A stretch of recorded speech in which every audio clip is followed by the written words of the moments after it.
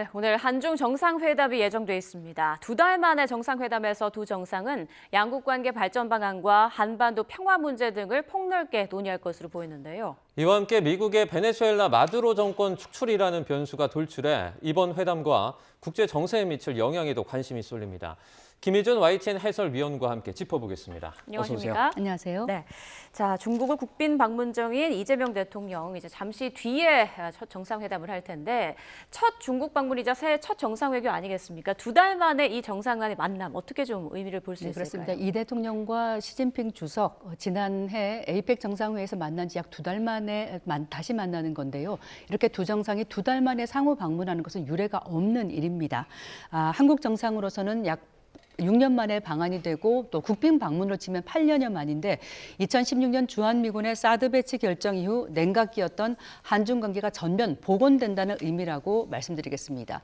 이 대통령은 앞서 CCTV와의 인터뷰에서 중국과의 관계의 중요성을 역설하고 어제 동포 간담회에서는 한중 관계의 전면 복원이 최대 외교 성과라고 이제 이렇게 부각을 했습니다. 그만큼 중국은 우리 경제와 민생 한반도 문제에서 우리 국익과 직결되는 그런 중요한 국가라고 하겠습니다. 특히 새해 첫 해외 방문 일정으로 중국을 택했다는 것에도 함의가 있는데요. 미중 전략 경쟁이 격화하는 가운데 한미 동맹을 기반으로 하되 한중 관계도 안정적으로 관리하며 이 국익 중심의 실용 외교를 펼쳐나가겠다는 그런 의지라고 하겠습니다. 중국이 이재명 대통령 공항 의전에 장관급 인사를 보냈습니다. 그만큼 중국도 좀 이번에 좀 기대를 하고 있다 볼 수 있을까요? 네, 그렇습니다. 중국으로서도 새해 첫 해외 정상과의 일정이 한국을 택한 셈이거든요.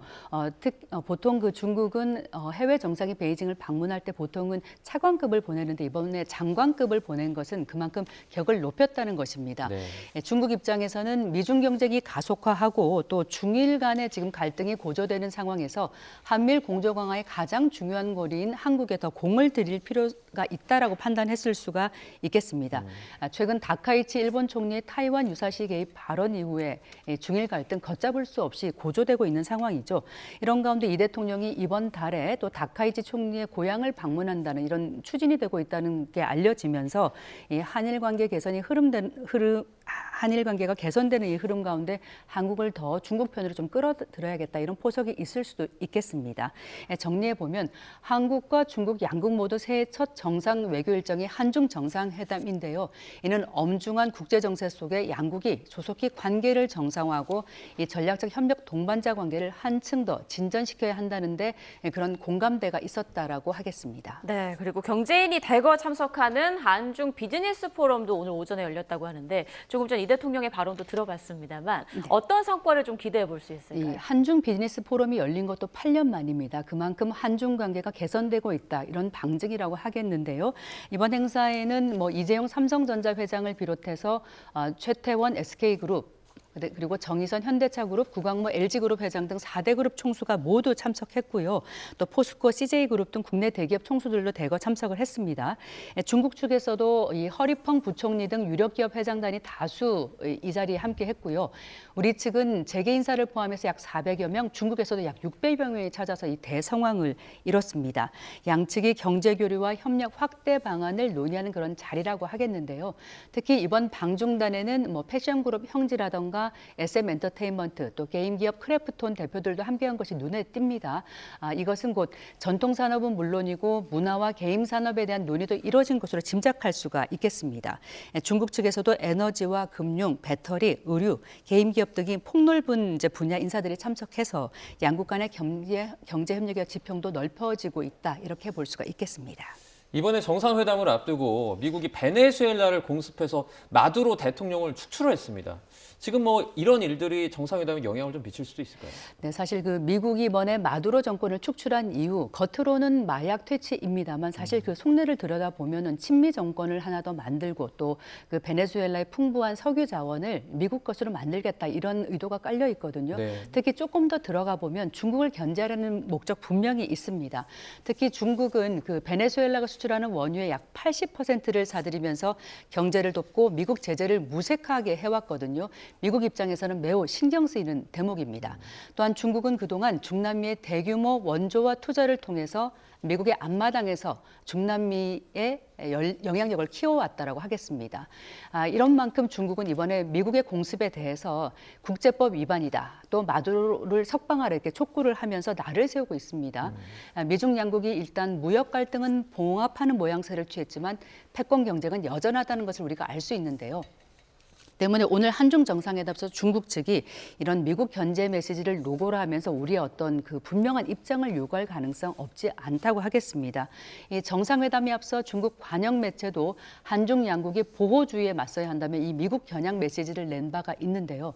이 대통령 앞서 그 안미 경중의 시대는 끝났다고 밝힌 것처럼 한미 동맹은 우리 외교의 근간이지만 중국과의 협력도 매우 중요하다는 점을 역설해야 되지 않을까 생각합니다. 네. 자, 이런 가운데 한중 회담에 앞서서 북한이 극초음속 미사일을 발사하지 않았습니까?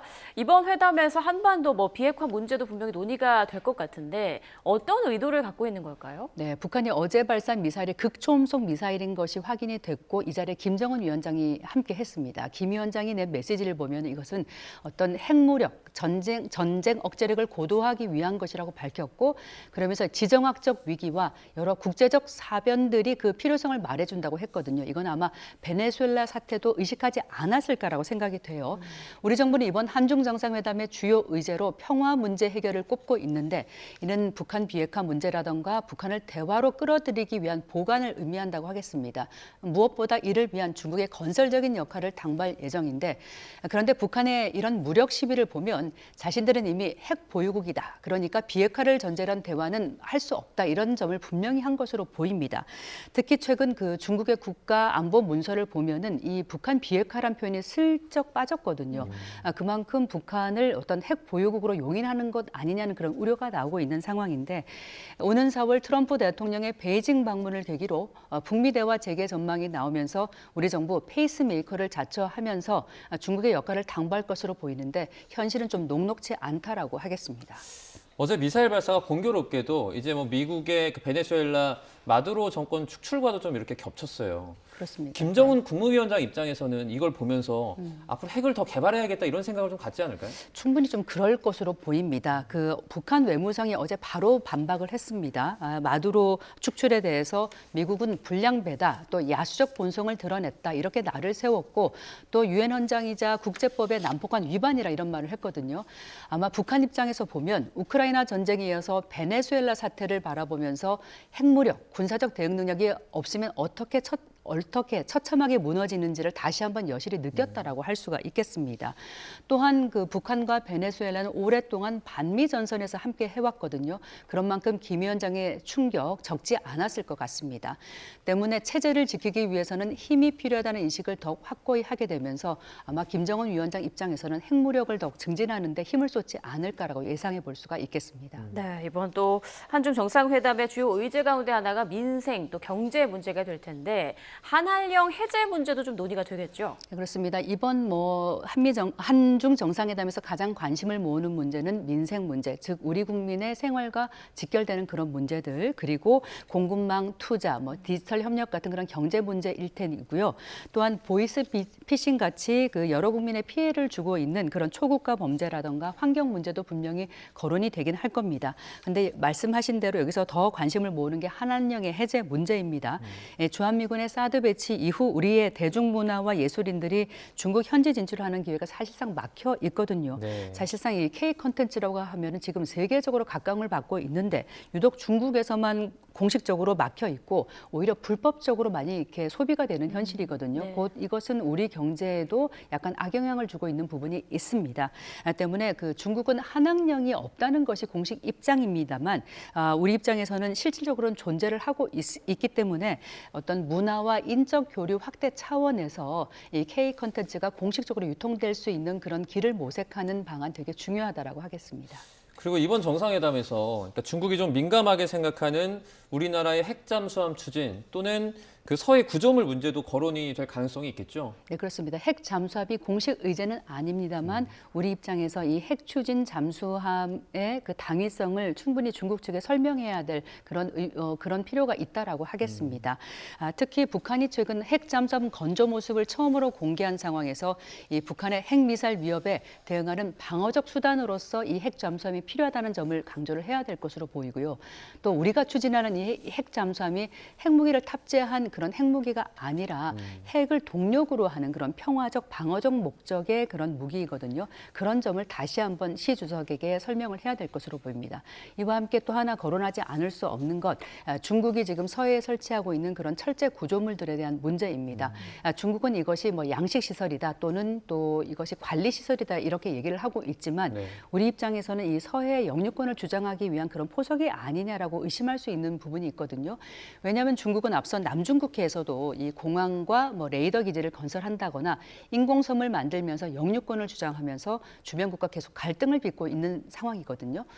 우리의 주권과 연관된 문제인 만큼 중국으로부터 의미 있는 메시지를 좀 끌어내도록 노력해야 될 부분이 있는데 중국이 얼마나 호응할지는 아직은 조금 미지수라고 하겠습니다. 네, 민감한 문제들도 테이블 위에 오르게 될 것 같은데 중국 측에서는 타이완 문제에 대해서 우리 측에 좀 명확한 입장을 요구하지 않을까 이런 분석도 있더라고요. 어떻게 생각하십니까? 네, 한중 정상회담을 앞두고 양국 외교수장이 통화를 했는데 그 발표 내용을 보면 양측 간에 좀 그런 결이 다릅니다. 특히 중국 측이 강조한 것은 하나의 중국 원칙, 또 분명히 한국이 분명한 입장을 취하라, 국제주의를 수호하라 이렇게 촉구를 했거든요. 이 중일 갈등이 격화하는 가운데 타이완 문제와 안보 현안에서 한국에 명확한 입장을 요구하는 청구서를 내밀었다 이렇게 말씀드릴 수 있겠습니다. 회담에 앞서서 이 대통령이 하나의 중국을 지지한다는 입장을 밝힌 것은 중국의 원칙을 존중한다는 중국의 정책을 존중한다는 그런 긍정적인 신호라고 하겠습니다.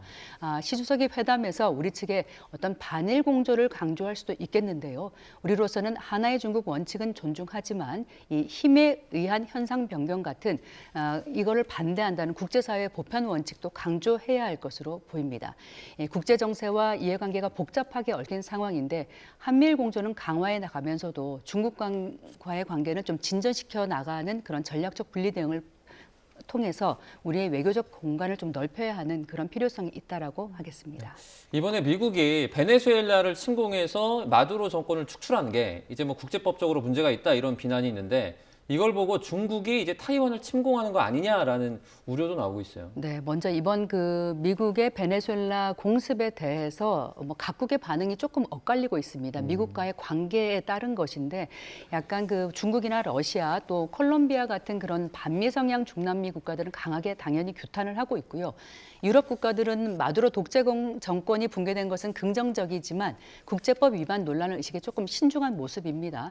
이런 가운데 그 미국의 마두로 정권 축출은 힘이 있는 국가들은 자국이 필요함에 따라서 다른 국가를 무력으로 침공할 수 있다. 이렇게 용인할 수 있다라는 그런 신호가 될 수 있는 게 매우 우려스럽다고 하겠습니다. 네. 특히 뭐 2027년 중국의 타이완 침공설이 나오고 있지 않습니까? 특히 중국이 타이완에 대한 무력 행동을 할 명분을 주는 것 아니냐는 그런 관측이 나오고 있는 건데요. 최근 중국을 보면은 타이완 포위 훈련을 벌이면서 압박을 하고 시진핑 주석도 신년사에서 하나의 중국 또 통일된 중국 입장을 명확하게 강하게 천명했기 때문입니다. 트럼프 정부의 최근 그 이란 핵시설 타격이라던가 이 베네수엘라에 대한 공습 이런 것이 나쁜 선례로서 중국의 타이완 침공 명분을 줄 수도 있고요. 또 미국의 베네수엘라 공습은 대중국 견제 노선이 분명한 만큼 중국을 견제하고 또 미중 양국 무역의 어떤 갈등과 패권 경쟁이 넓혀지는 그런 전선이 넓어지는 모양새라고 하겠습니다. 네, 일단 오늘 한중 정상회담에서 어떤 이야기가 나올지 좀 지켜봐야겠습니다. 지금까지 김희준 YTN 해설위원과 함께했습니다. 고맙습니다. 고맙습니다.